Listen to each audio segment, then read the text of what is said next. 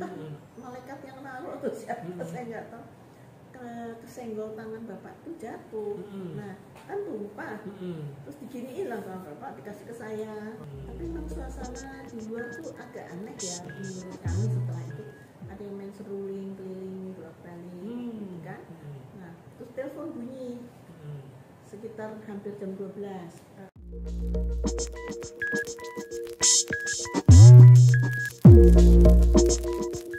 Assalamualaikum warahmatullahi wabarakatuh. Pemirsa, jumpa lagi dengan saya Selamat Ginting. Kali ini kita berada di Museum Jenderal Ahmad Yani, salah satu pahlawan revolusi yang kita banggakan, yang kita hormati. Dan hari ini saya bersama putri ketiga dari almarhum Jenderal Anumerta Ahmad Yani, yaitu Ibu Amelia Yani. Apa kabar Bu Amelia? Baik Pak Ginting. Kabar baik ya? Baik. Kondisinya gimana sekarang? Segar, sehat?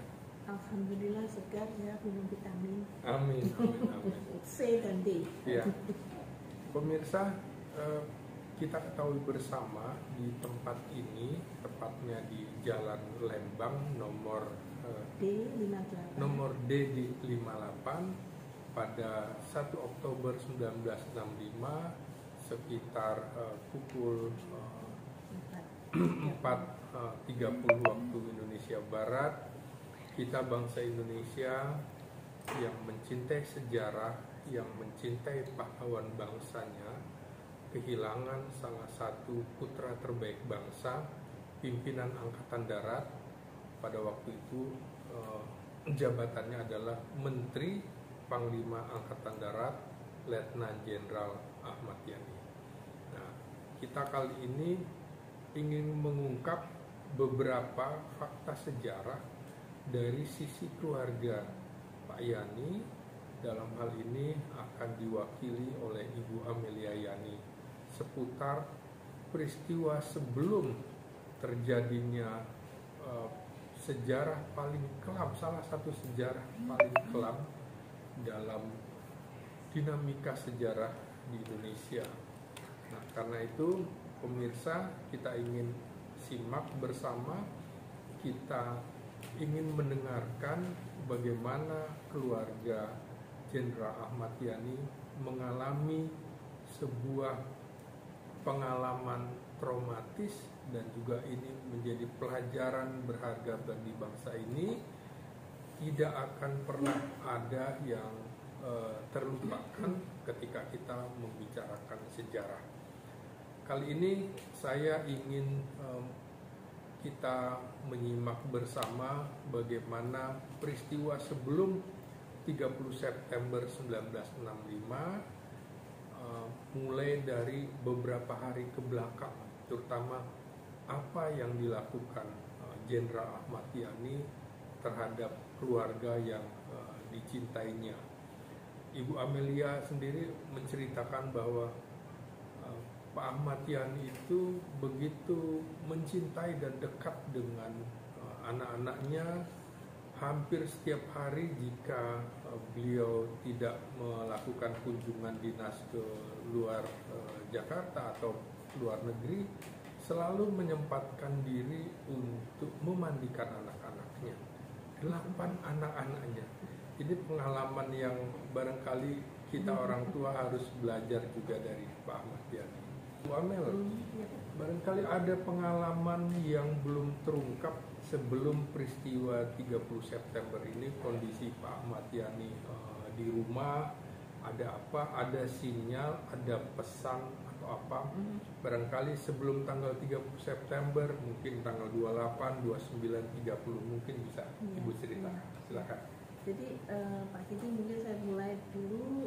Memang seperti Pak Ginting bilang tadi, kami dulu dimandikan bapak, diantre 1 sampai 8 di kamar mandi itu, di dalam dikasih kerah nasi, terus dibikin jenggot, dibikin apa dari sabun, Begitu selesai satu, anduran.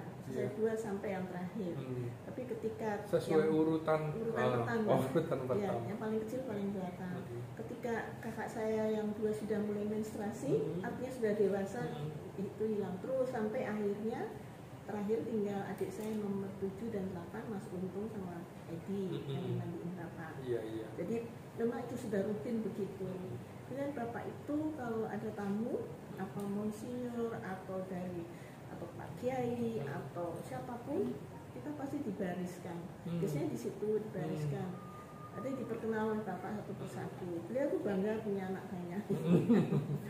Dan waktu Bung Karno hadir di rumah Taman Suropati, ketika ayah saya diminta oleh Bung Karno pindah karena rumah ini kecil, maka Bung Karno pun ikut memperhatikan apa aja yang diganti, misalnya gentengnya diganti genteng sirap.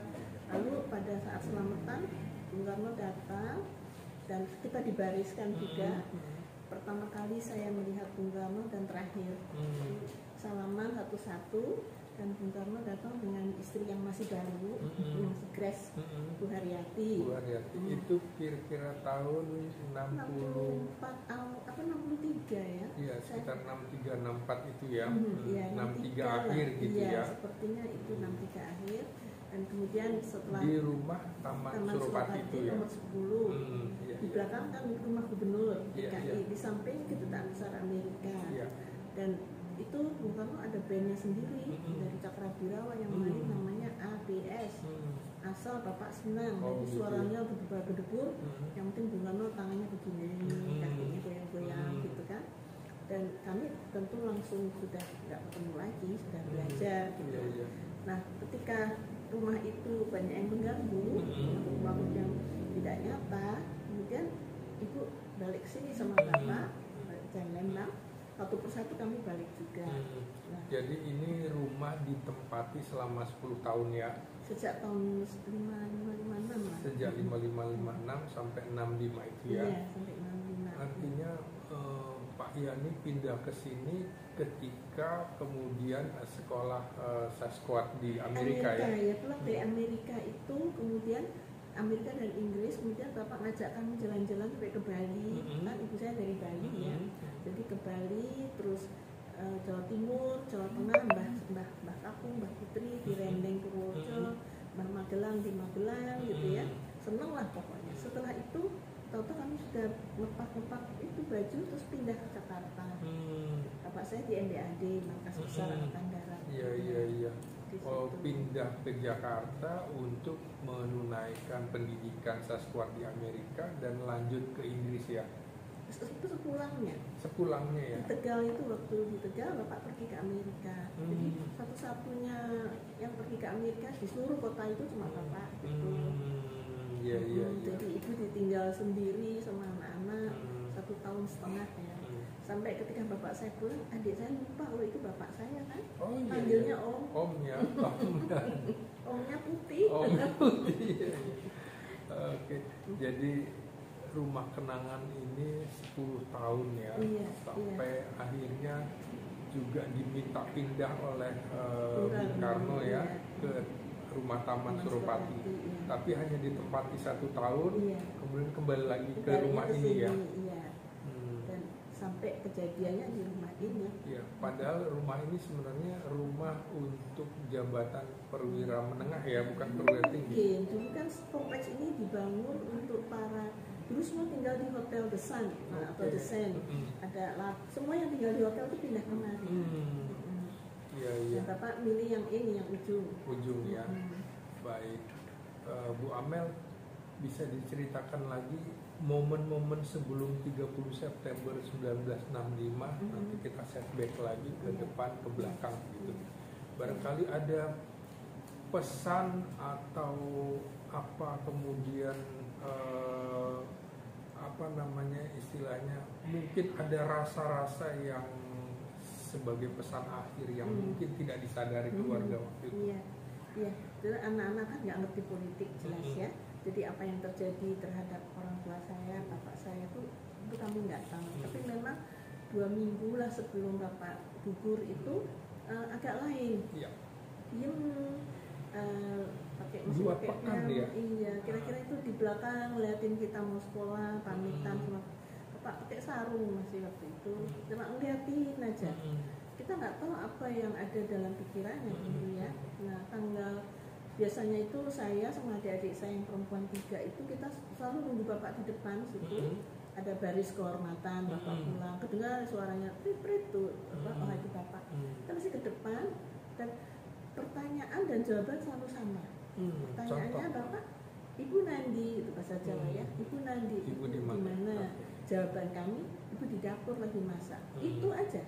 Oh, kita ngikutin Bapak ke dalam. Itu rata-rata pukul berapa beliau pulang? Jam 2 ya. Jam 2 siang? Iya, jam 2 siang. Dulu kan kantor Bapak berangkat jam 7 sampai jam 2 siang. Habis itu nanti main golf gitu. Biasanya ada beberapa yang ikut main golf, ikut makan siang. Jadi ini mejanya digedein gitu, kursinya dibanyakin lagi. Iya. Tapi makan tuh selalu bersama zaman itu ya, tahun 60-an. Makan siang itu selalu bersama. Bapak Ibu lengkap lah. Jadi makan siang anak-anak juga menunggu Bapak iya, ya? Nunggu, karena nunggu sampai jam 2-an, jam 2 jam setengah 3 gitu ya? Jam 2 lah, paling lambat itu. Iya. Harus itu sudah semacam disiplin keluarga bahwa anak-anak harus menunggu Bapak pulang. Jadi makan tuh selalu bersama-sama. Oke. Biasanya Bapak dulunya di sini. Di sini ya, tempat Bu Amel. Ya, Ibu di seberangnya. Lalu kami di keliling meja ini. Iya. Kalau di apa? Di bar itu cuma ibu saya yang bikin ya. Dia kan Bapak tuh tanggal 30 September. Bapak tuh nggak tahu di mana, ada di belakang bar itu, terus ada kursi 4, saya, adik saya, kita berempat duduk di seberangnya Bapak ya. Lalu Bapak tuh enak bilang begini, nanti tanggal 5 Oktober kabeh semua ikut Bapak ke istana, katanya itu. Ada arah-arahan 5 Oktober 1965 ya, Hari TNI ya. Iya, nggak usah sekolah. Senang kalau bolos kan. Itu aja, hari itu tuh happy, hari yang menyenangkan karena tanggal 30 September itu ya. Karena sore itu kita mandi di kamar mandi Bapak ya. Bapak tuh ketok-ketok, ayo cepetan keluar, itu tarunanya udah datang gitu. Kan anak-anak taruna nggak datang tanggal 5 Oktober itu. Masih ingat siapa aja tarunanya? Banyak. Oh gitu. Nggak ingat saya, banyak sih, ada 10 orang ya, duduk di belakang. Nah, artinya biasanya taruna dari Magelang dan Bandung ya, dua-duanya dari, ya? Iya, saya nggak, tapi yang saya tuh dari Magelang. AMN lah karena ya. ini mau 5 Oktober kan. Nah itu biasanya mereka konsinyering di sini kan, di Manggarai kalau nggak salah tidurnya. Nah sore itu biasanya juga Bapak tuh selalu makan pisang goreng, Mbok Mangun yang bikin simbol kita di meja ini yang biru tuh Bapak di situ. Terus kita biasanya duduk di bawah lihat TV ini satu-satunya. Terus makan pisang goreng sampai selesai, terus Bapak mulai belajar nih. Di meja ini juga kita nggak punya meja belajar. Oh, meja belajar ini. Di sini Bapak di sini ya. tanda tangan surat-surat, terus saya sama adik-adik kita di sekelilingnya. Jadi ini meja kerja juga sekalian. Iya, sama kita bareng-bareng. Kita belajar, kita juga bikin PR, terus Bapak juga di sini. Sampai nanti kalau ada tamu, Bapak suruh beranjak ke ruang tamu. Tapi kita ini biasa nguping itu biasa. Lalu Bapak sama jadi kalau ada tamu nguping di sini anak-anak ya. Ya. Kita bisa nguping, tahu tapi nggak tahu apaan gitu. Oke. Ngerti lah, seperti mau ada defile itu ya, tanggal 5 Oktober. Bapak rapat di situ, sih benar juga. Terus itu ada nanti ada bunga teratai yang katanya terbuka, terus Putri Bung Karno muncul gitu, Rahmawati waktu itu katanya begitu. Tapi itu yang Bapak bilang ikut Bapak ke istana tuh itu untuk defilenya, untuk arah-arahan kata Bapak. Iya. Jadi betul-betul tanggal 5 Oktober itu seperti kalau ada tuduhan Dewan Revolusi melakukan kudeta itu nggak benar ya, karena justru keluarga disampaikan untuk ikut hadir dalam perayaan Hari TNI ke-20 ya. Jadi sama sekali tidak ada hal-hal lain, enggak termasuk persiapan ulang tahun juga ada rapat-rapat di sini juga. Iya, biasa Bapak tuh rapat. Antara lain siapa yang hadir dalam rapat? Ya mungkin dari SWAT ya, dari staf Angkatan Darat, mungkin logistiknya atau siapa. Saya tidak tahu, tapi yang dibicarakan tuh yaitu defile, jalan arah-arahnya nanti bagaimana gitu. Waktu itu belum tahu kalau kita mau diajak. Cuma tanggal 30 aja Bapak bilang nggak usah sekolah, ini mau bolos, ikut Bapak ke istana, ada arah-arahan gitu. Terus sampai sore itu pokoknya happy aja kita, Bapak ngomongin terus. Itu yang minyak wangi jatuh itu? Ya saya nggak tahu dari mana ya, kok di meja itu ada minyak wangi. Malaikat yang naruh atau siapa saya nggak tahu. Kesenggol tangan Bapak itu jatuh. Nah kan tumpah. Terus diginiin lah sama Bapak, dikasih ke saya sama adik-adik saya, diusapin, bilang gini, kalau ada yang nanya wangi miskondi gitu, dari mana? Bilang ya dari Bapak. Itu wanginya dari mana? Dari Bapak. Jadi artinya nama harumnya itu memang kita pegang ya. Itu adalah pesan terakhir pada tanggal 30 September. Kira-kira jam berapa ya? Mau makan siang kan, mau makan siang. Kan nunggu ibu masak, belum ditata ya di sini, ya kita di situ sama Bapak. Dan saya nggak tahu kakak saya di mana yang dua sama adik saya yang laki di mana, saya nggak tahu. Kita ini berempat kayak 4 kemana rutang-rutang bareng-bareng gitu ya. Nah sama Bapak itu terakhir, itu adalah pesan yang mungkin paling berharga bagi saya ya. Mama harus kalau kayak wanginya dari mana, bilang dari Bapak gitu. Itu terakhir. Nah di situ ada tamu-tamu kan, sore ada taruna di belakang. Bapak saya ketemu sama mereka juga. Bapak orang bilang nih adik-adik ini senang sekali kalau sama taruna. Ya tarunanya ya cuma sikap aja gitu, yang ngomong ya. Terus Bapak masuk mandi. Nah terus malam itu tamu mulai datang. Nah ada satu hal yang saya cuma diceritain sama ajudan Om Bardi, bahwa ketika Mayor Bapak Subardi, Mayor Polisi Militer ya, CPN, ketika Bapak menerima tamu itu ada Pak Gandhi, tapi itu ajudan pembantu saya. Pak Gandhi mau ketemu Bapak, kata Om Bardi masuk aja, kata Om Bardi. Enggak enak ada tamu. Kamu enggak mau marah-marah katanya. Apa itu Dewan Jenderal? Apa itu Dewan Jenderal? Gitu. Ya, itu di tanggal 30 ya? 30 malam. Pak Sugandi datang. Pas ada tamu. Kira-kira maghrib atau? Enggak, jam 7 gitu. Oke. Dia bilang sama Om Bardi bilang Bapak ada tamu tuh masuk aja karena sama-sama tentara kan nggak masalah gitu kan. Enggak, Umar tadi marah-marah gitu, mau menyampaikan marah-marahnya itu. Ya sudah, terus usah katanya nanti aja gitu.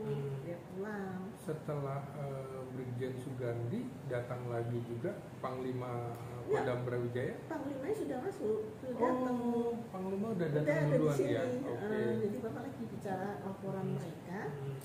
Pak Gandhi datang juga, tapi Pak Gandhi urung nggak jadi ketemu karena Om Bardi kan bilang masuk aja kalau mau lapor. Padahal lapornya hampir mirip-mirip kan. Jadi sama ya, Panglima Kodam Brawijaya Pak Basuki Rahmat ya, melapor ke Pak Yani sebagai Menpangan. Laporannya tentang apa mungkin? Laporan di Jawa Timur itu kantor gubernur dirusak sama Gerwani gitu.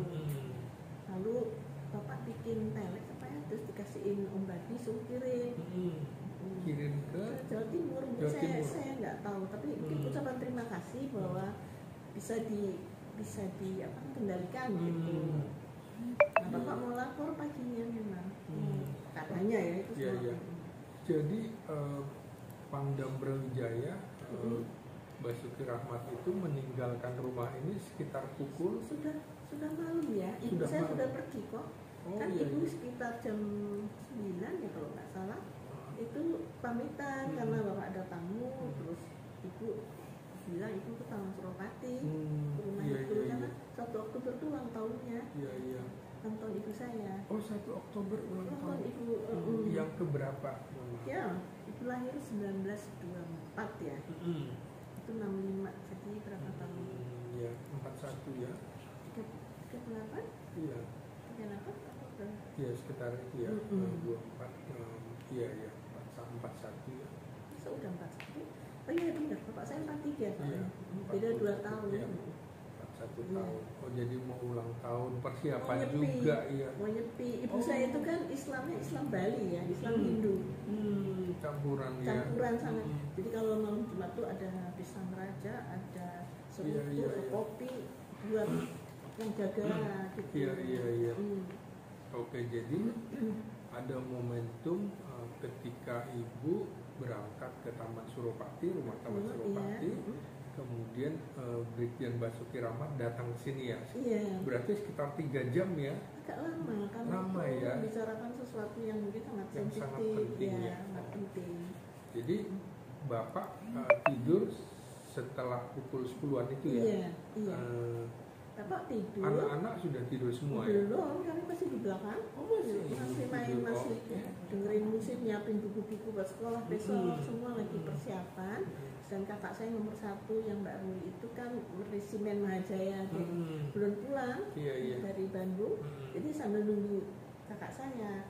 Tapi memang suasana di luar tuh agak aneh ya menurut kami setelah itu. Ada yang main seruling, keliling, bolak-balik, gitu kan. Nah, terus telepon bunyi sekitar hampir jam 12. Kakak saya udah datang, telepon bunyi, yang angkat kita semua rame-rame lah. Tanya, Bapak ada? Kita bilang udah tidur. Oh, ada telepon dari mana? Enggak tanya kita. Enggak jawab ya? Enggak, dia cuma nanya Bapak ada. Sekitar pukul 12? Hampir. Karena 2 kali teleponnya. Pertama nanya, kita bilang Bapak udah tidur. Suara laki-laki? Laki-laki. Terus kedua telepon lagi, berapa menit kemudian, make sure aja mungkin, Bapak udah tidur gitu. Udah nggak ada curiga. Ternyata saat itu udah telekomunikasi sudah dipotong ya.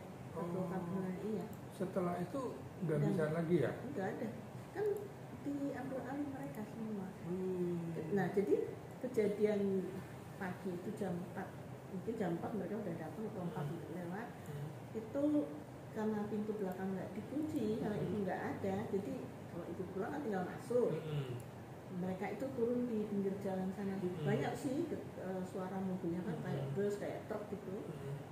Lalu penjaganya kan garnison 12 orang. Dia kan langsung bilang Cakrabirawa gitu loh. Yang memimpin kan Cakrabirawa. Ternyata senjata mereka sudah disita. Tidak usah apa-apa. Nah, masuklah mereka lewat situ. Sebelum ini saya potong dulu. Tadi Bu Amelia menceritakan bahwa memang ada rencana 1 Oktober pagi Bapak akan ke istana menghadap Presiden Soekarno. Bapak cerita ke keluarga bahwa akan menghadap Presiden? Enggak. Tahunya dari mana kemudian? Dari Om Bardi. Kan dia yang harus ikut. Iya. Jadi malam itu setelah tamunya pulang. Kapan Mayor Subardi itu memberitahukan kepada keluarga bahwa Pak Yani memang direncanakan akan bertemu Presiden? Setelah kejadian. Setelah kejadian. Dia cerita tentang janji jatuh. Dia cerita itu aja. Setelah, jadi bukan pada saat itu. Kami kurang tahu sebetulnya Bapak itu bagaimana kan, nggak ngerti kita anak-anak kan. Jadi tadi Om Bardi ngasih tahunya setelah semua itu sesudah. Kita tuh nggak ngerti apa-apa. Cuman waktu ibu belum pulang, adik saya Edi itu bangun sama Mbok Mila si Mbok nyari ibu di belakang, ketemunya Cakrabirawa. Itu tanya Bapak ada ya? Dia bilang ada, lagi tidur, suruh bangunin. Yang bangun ya, si Edi si bungsu itu ya. Dia masuk jempol Bapak tuh goyang-goyang, Pak Cakrabirawa mau ketemu gitu. Bapak saya kan bilang nanti bilang kalau masih ngantuk kali ya. Tapi dipanggil akhirnya Bapak saya bangun. Dari situ ke sini kan nggak jauh. Iya. Ke pintu. Ya di situ terjadi dialog, tapi saya nggak tahu waktu dialog. Saya kan tidur di belakang. Jadi yang menyaksikan dialog itu Edi. Dan katanya untuk bangun, dia nunggu di situ. Jadi dialognya itu jadi kasar gitu loh. Bapak marah kan, ditonjok aja dia jatuh. Jatuhnya pas di situ, tapi di situ kan belum ada besi-besi yang begini, cuma kasar. Ini kasarnya tuh begitu, bekas dia jatuh, melempar gitu loh. Karena dia jatuh, Bapak saya ninju, dia jatuh. Temennya yang sebelah-sebelahnya mungkin panik ya. Tutup pintu, menembuslah lewat kaca. Itu suaranya kayak halilintar yang apa ya, saya nggak bisa ngebayangin. Pasti kita bangun, saya ngintip dari bawah, saya pas lihat kaki diseret tuh tiang ya, itu Bapak langsung buat, rasanya nggak lihat ada siapa aja, tapi sepatu las itu bunyinya udah rame sekali. Jadi yang membangunkan Bu Amel dan Ya, yang lain-lain senjata. semua itu karena bunyi rentetan senjata ya. Iya. Sehingga menyaksikan, mohon maaf, almarhum ayahanda diseret begitu ya. Iya. Pas Jadi di yang depan diseret, saya, yang diseret itu kakinya ya. Bukan seperti di film tangannya, tapi ini kakinya ya. Kalau diseret gitu aja, terus di belakangnya yang jatuh tadi dibopong sama temennya, jadi dia digendong dulu. Temennya, dia bisa bangun. Jadi yang dari dalam sini di belakang yang bopong, kalau saya langsung ketemunya pas di situ, pas di pertigaan itu, dekat pintu. Bapak saya merem sih ya, tapi saya nggak tahu apakah sudah nggak ada atau mungkin masih, kalau saya sih ya. Jadi saya lihat penuh orang, rame sekali, rebutan tuh keluar pintu yang kecil itu. Iya. Lalu mereka ada yang berjaga di depan pintu, ada yang jaga. Jadi waktu kita nangis, teriak manggil bapak, kayak nggak ada yang dengerin kan. Terus mereka langsung ngancam kita. Bapak tuh bisa di aspal ini sampai ke jalan. Jadi mereka bilang, kalau anak-anak nggak masuk ditembak semuanya, krek-krek gitu. Ini jalan lewat pintu depan jadinya. Enggak, di sini. Oh, samping ini. Bukan yang sana. Iya. Kan mereka parkirnya gitu panjang. Jadi dibuat aku terus dilempar. Itu. Nah, jadi 8 anaknya Pak Ian ini menyaksikan semua ya? Iya, sampai di pintu belakang itu, sampai kita nggak boleh keluar. Karena kita kan mau lari keluar, dicegat sama mereka. Yang nyegat itu Cakrawirawa atau yang lain saya nggak tahu, nggak kelihatan sih. Iya. Cuman mereka semua pakai pita-pita di sini. Pita merah ya. Ada merah putih, ada kuning gitu. Mungkin itu ada tanda-tanda sendiri. Iya. Baik, kemudian ibu arah sana kan? Enggak, itu pulang pukul berapa? Jam 5. Jam Jadi 5. kira-kira setelah kejadian itu darah kan di mana-mana ini. Tidak ada yang memberitahu, tahunya memang nggak datang. bisa. Nggak karena bisa telepon putus ya? Putus, mau nyari Om Bardi juga putus kan? Om Bardinya nggak ada di sini ya? Enggak, jadi bawa Mila ke sana ke belakang, ke rumahnya Om Bardi. Ke pavilionnya kaki. Oke. Terus Om Bardi datang tuh cuman nafas doang yang kedengeran. Terus jadi dibawa kemana Bapak? Ke arah pasar rumput, kita bilangnya gitu. Om Bapak gitu kan, udah bingung semua. Si Garnison tuh nggak apa-apain, diem aja. Diem aja di situ, nggak jalan. Ada satu yang masuk, cuma nanya darah siapa, lagi darahnya apa gitu. Tapi dia nggak ngerti gitu loh, kayak ya mungkin shock juga ya. Nah udah habis itu jam-jam 5 ibu datang itu, ibu saya gini, kok udah pada bangun, ibu saya gitu ya. Nggak tahu sama sekali ya? Nggak, di luar tuh dingin semua. Bapak kenapa? Udah di situ nangis dan teriak-teriak. Ibu saya pingsan di luar, di botol, di kursi biru itu duduk. Pas di depan darah yang mengumpal itu. Nah, jadi memang anak-anak belum sempat membersihkan darah ayah kita anda? nggak bersihin sama sekali. Oh, sama sekali enggak ya? Dari angkatan darat yang datang nantinya yang ambil foto gitu loh. Darahnya berceceran di jalan juga kan diambil semuanya gitu. Jadi kita nggak boleh pegang. Jadi terus cuma perintahnya sebaiknya ibu saya udah di kamar, udah nggak bangun-bangun, sebaiknya ibu dan anak-anak diungsikan dari rumah ini. Itu yang anehnya apa, ada karangan bunga dari Bella Flora dari bapak saya untuk ibu saya selamat ulang tahun. Oh, sudah menyiapkan itu. Bapak. Oh, karangan bunga itu datang paginya Ya, sekitar pukul berapa? Jam 9. 9. Oh, rupanya kejutan ya. Iya, mestinya buat ibu. Baik, Bu Amel, pemirsa, kita akan lanjutkan perbincangan dengan Ibu Amelia Yani setelah pesan berikut.